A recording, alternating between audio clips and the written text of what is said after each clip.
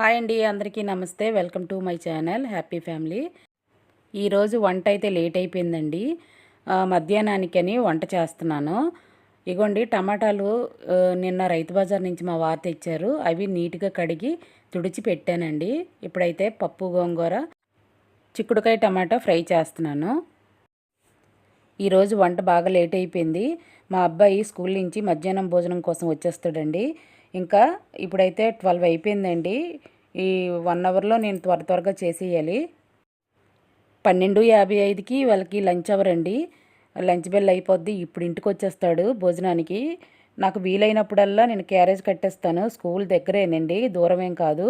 కానీ ఇంటికి వస్తే త్వరగా వెళ్ళడనేసి నేను క్యారేజ్ కట్టేస్తాను. స్కూల్ పెట్టి కొన్ని రోజులు అయింది కాబట్టి అప్పుడే క్యారేజ్ పట్టుకెళ్ళి అంటున్నాడు. ఈ మధ్యన ఇంటికే వస్తున్నాడు భోజనానికి వాడు. ఇక ఈసారికి అయితే రెగ్యులర్గా కాకుండా గోంగూర పప్పులోకి 2 వంకాయలు వేసి చేస్తున్నానండి. చాలా టేస్ట్గా ఉంటుంది. ఇంకా మీరు కూడా ట్రై చేసి చూడండి. ఇక ప్రతిరోజు నేను వంట అయితే 11:30 కల్లా పూర్తి చేసేస్తానండి. కానీ ఈరోజైతే ఉదయాన్నే ఎక్కువ పనులు ఉండడం వల్ల లేట్ అయిపోయింది. ఇక ఇంట్లో ఎన్ని పనులు చేసినా ఇంకా ఇంకా బ్యాలెన్స్ ఉంటూనే ఉంటాయండి. బయటికి వెళ్ళి జాబ్ చేసేటోళ్ళకైతే చక్కగా హ్యాపీగా రావచ్చు ఒకే పని మీద. ఇంట్లో ఉన్నోళ్ళకైతే ఎన్ని పనులో లెక్క ఉండదు. ఒక ఇంటిని మెయింటైన్ చేయడం అంటే అంత ఈజీ కాదండి, చాలా ఓపిక కావాలి. ఇక పప్పు గోంగూరలో అయితే టమాటాలు, ఒక ఆనియను, పచ్చిమిరపకాయలు, కారము, కల్లుప్పు, కొంచెం ఆయిలు అన్నీ వేసి ఇంకా స్టవ్ మీద అయితే పెట్టేస్తున్నానండి. ఇది ఒక 5-6 విజిల్లు వచ్చినంత వరకు బాగా ఉడికించుకోవాలి. ఇంకా కౌంటర్ మీద కొంచెం వాటర్ పడినా నేను తుడిచేస్తానండి ఎప్పటికప్పుడు. తర్వాత ఇప్పుడు చిక్కుడుకాయని ఫ్రై చేస్తానండి. ఇప్పుడు 2 అయిపోతే ఓ పని అయిపోద్ది.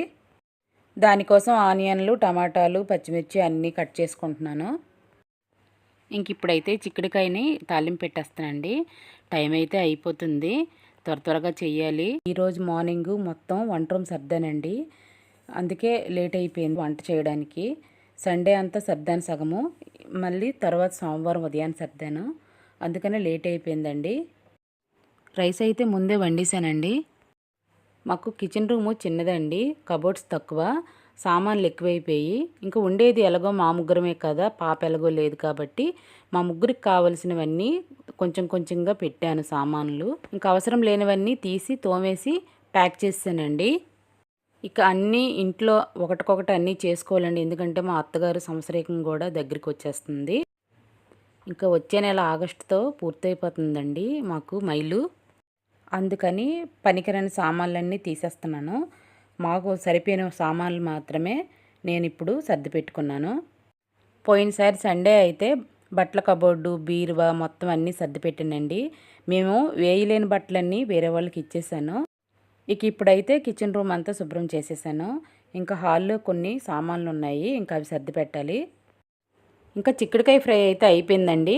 ఇప్పుడు పప్పు గోంగూర తాలింపు పెట్టాలి.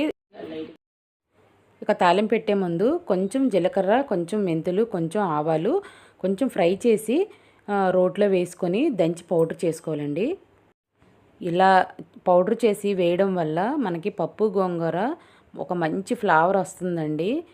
ఎందుకంటే మెంతి పౌడరు, ఆవు పౌడరు వేస్తున్నాం కదా, చాలా చాలా కమ్మగుంటుంది. మీకు ఎవరికైనా నచ్చితే ఇలా ట్రై చేసి వండి చూడండి, చాలా బాగుంటుంది. నేనైతే ఎప్పుడూ రెగ్యులర్గా కాకుండా అప్పుడప్పుడు వంకాయ వేసి ఇలా పొడి చేసి వండుతానండి పప్పు గోంగూర. ఇంకా తాలింపు దినుసులు కూడా రెడీ చేసాను.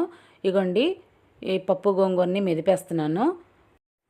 ఇగోండి ఇలా మెత్తగా మెదుపుకోవాలి. అయిపోయింది, ఇంకా తాలింపు వేసేయడమే.